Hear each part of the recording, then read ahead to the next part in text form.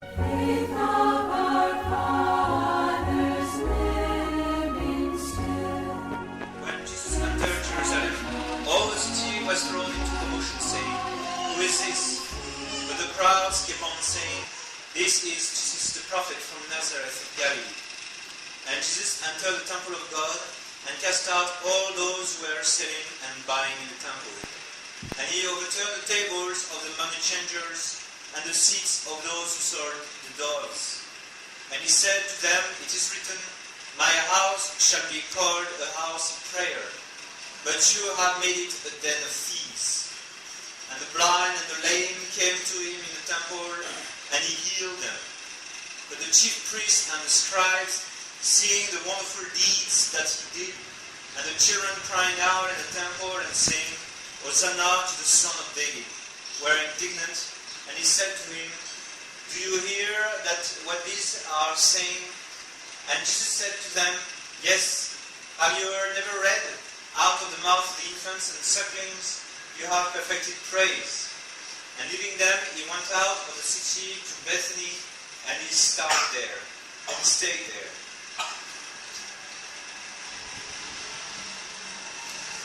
Father, Son, and Holy Ghost, amen.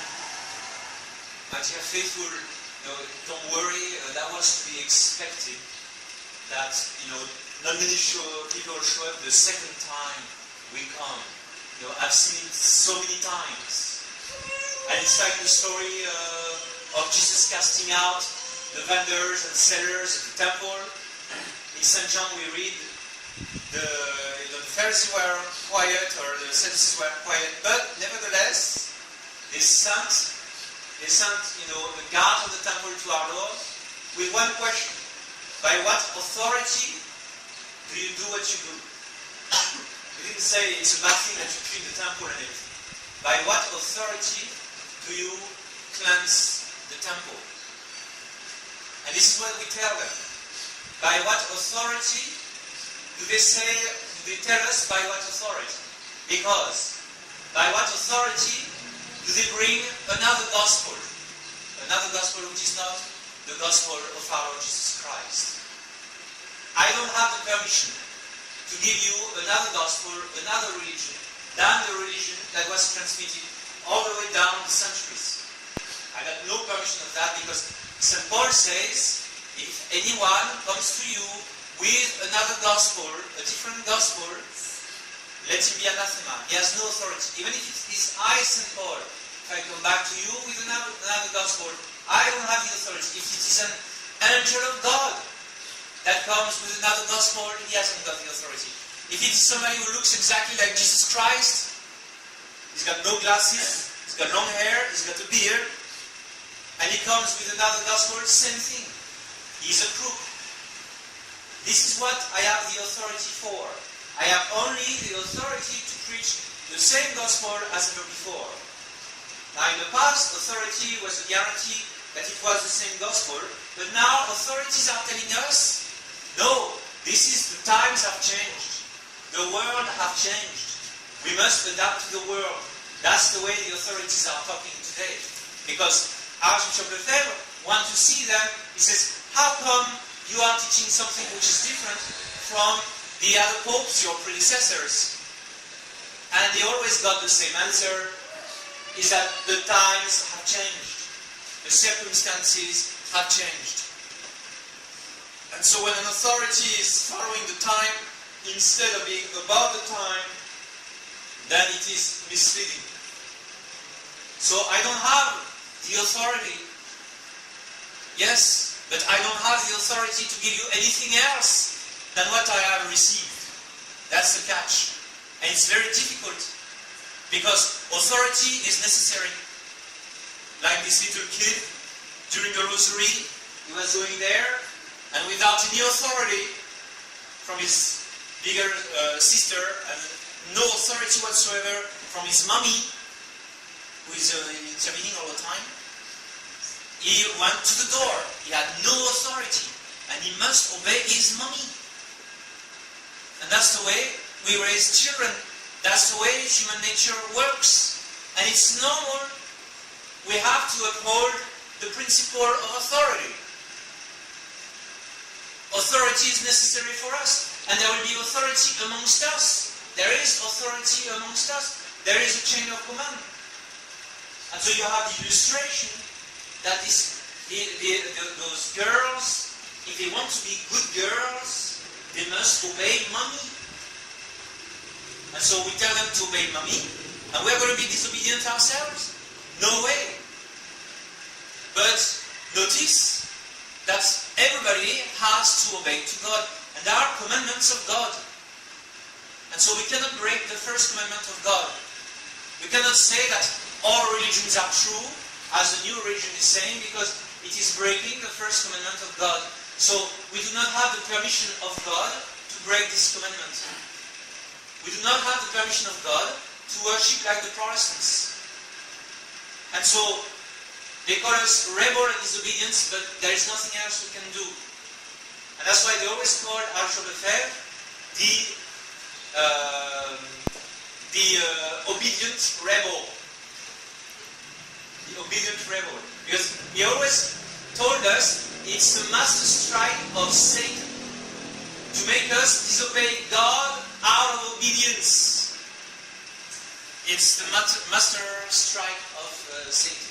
And now we see, it's even within the society of St. Pius X, whom the local diocese says they don't have the authority to go and say the Mass in Mandaue. Now in Mandaue, they are telling us, you do not have the authority to say the Mass across the street, or in the hall across the church, or in the house of Lola Bertha, or in the house of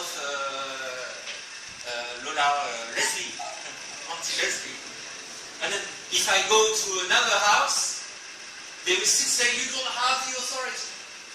Even if themselves, they say, they are being told by the diocese, you don't have the authority to say the Mass in Danao. And so it's the same game which is happening again. The same game. And so what you have to find out is the level of commandments. Commandments, in matters that concern, the opening of the gate here and everything. Mommy has the full authority, and she must be obeyed. There are higher commandments to which even authorities have to submit themselves. The popes said in Vatican I, we do not have the authority to invent new things. He says, I, as a Pope, Pius IX, I don't have the authority to say anything different from my predecessors. I don't have this authority. And when I define a new dogma, it is nothing new. It was already believed. I'm simply expliciting what was already believed by the Catholic Church. But as a Pope, I don't have the authority to change anything in the important matters of the faith. So when the Pope is saying that the Pope hasn't got the authority to change the religion, then we must listen to the Pope. We must listen to the voice of all the popes. Because otherwise, if you allow the popes to teach something different from what their predecessors taught before, then what they teach today should not be believed. Why? Because tomorrow it's going to change again. And we are not bringing you our personal thoughts. We are not bringing you something because it's one of the big corporations in matters of religions. That's a big company in the matter of religion, and therefore it's creditable like whatever, the Goodyear tires, the Michelin tires that you can rely upon. No. We are not like a brand of religion. No. There is only one true religion, and it would not be the true religion if its message would be intouchable. The Protestantism is not the true religion because they keep on tampering with their message. They keep on coming with a new recipe, like in the food chains.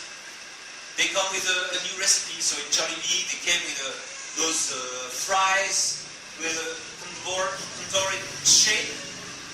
That I tried it once, and it was disgusting. Why? Because it's like a forced religion. They always come with new recipes. So they tried that recipe, it's disgusting. I think after a couple of years they brought the product out of the restaurant because it's disgusting. It doesn't come with a new recipe.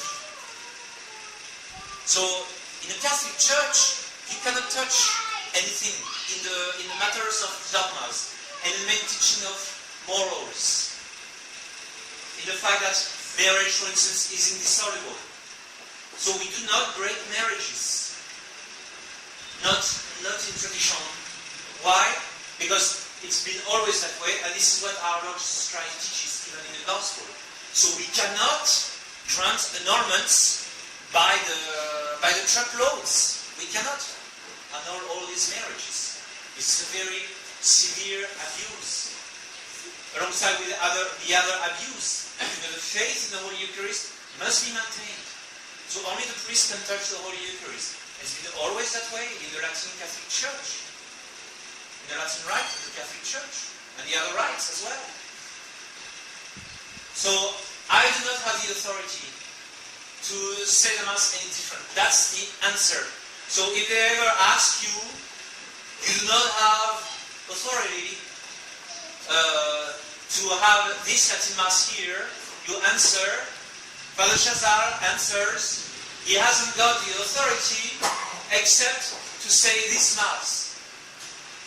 I could not come here with the authority of saying the Nobis Ordo Mass, because there is no authority that authorizes a Mass which is destroying the Catholic Church everywhere in the world. Everywhere in the world, we see the faith being lost. So there is no authority for that. But it takes time to understand that. Especially in the Philippines. Because it's normal, in normal time, that you should trust your priest. Like these children, it's normal that they trust their mummies. It's normal. That's the normal way, in normal times. But extraordinary things can happen in extraordinary times. Like the Chinese, when they wish their enemies, they say, may you live in extraordinary times.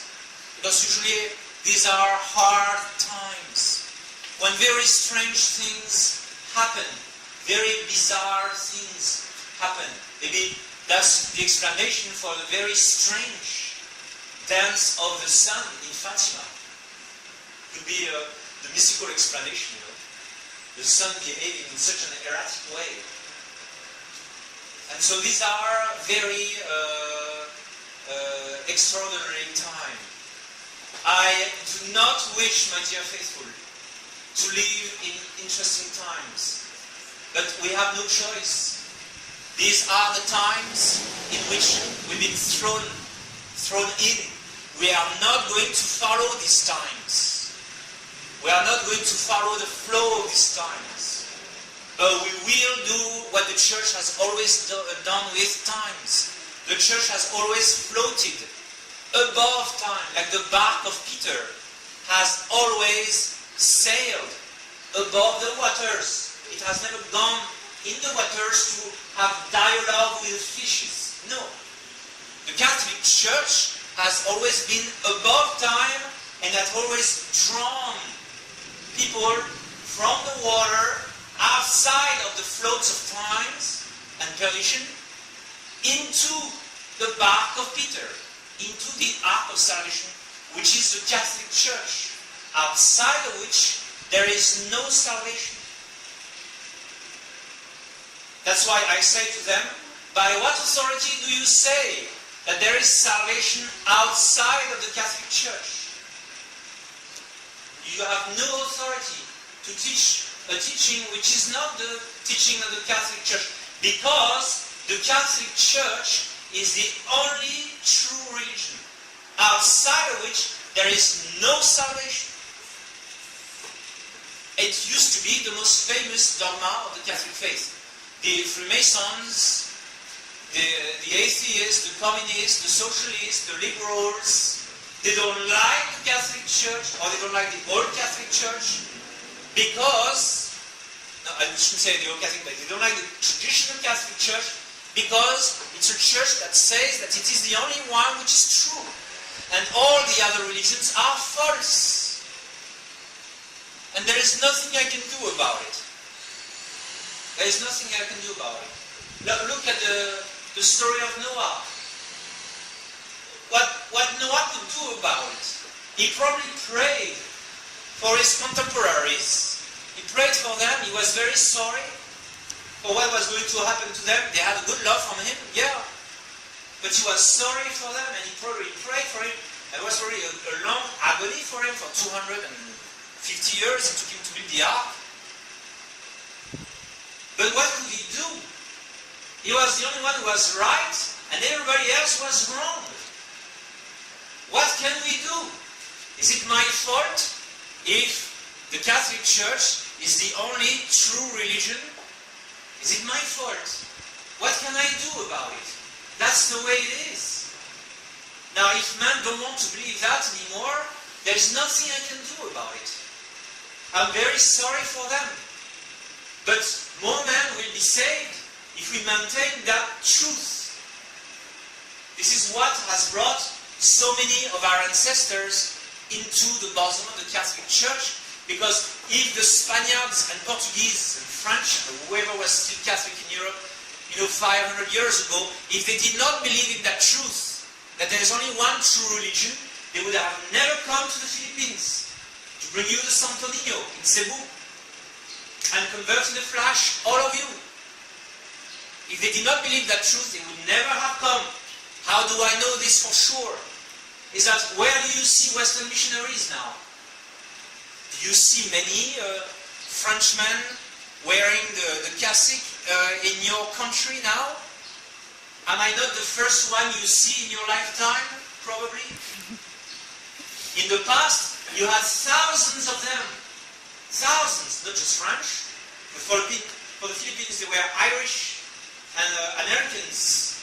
And many of them were also Dutch, the Yazidis, and Jesuits, probably Italians, and many Spanish, of course.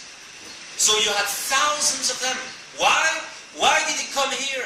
Except because they believe that there is only one true religion, which is the Catholic Church, and that there is no other. And it is worthwhile for a young man to sacrifice all his time, all his sweat, all his suffering, and his talents, and all his money, and whatever he's got, to sacrifice whatever he's got, because outside of the Catholic Church, there is no salvation.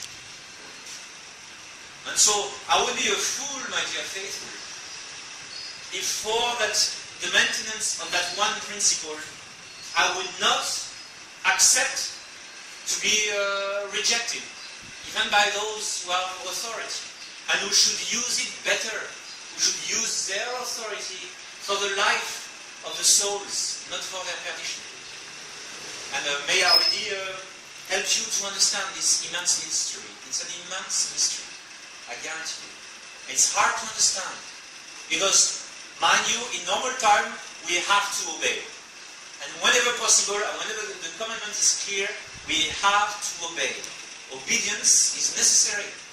Disobedience is the spirit of the devil. But we have to obey all the commandments. We have to obey all the teachings of the Catholic Church. And kings can disobey. Popes can disobey. Higher-ups can disobey. It's in Scripture. The high priest disobeyed, King Saul disobeyed. Most of the kings of Israel, who were also priests, disobeyed. And it doesn't change nothing before God. And if the authorities disobey, and as the prophet says, they are leading the shepherds into perdition, they are the false shepherds, that's possible. That has happened many times in the past. But there is no excuse for disobeying God, for disobeying the very obvious commandments of God.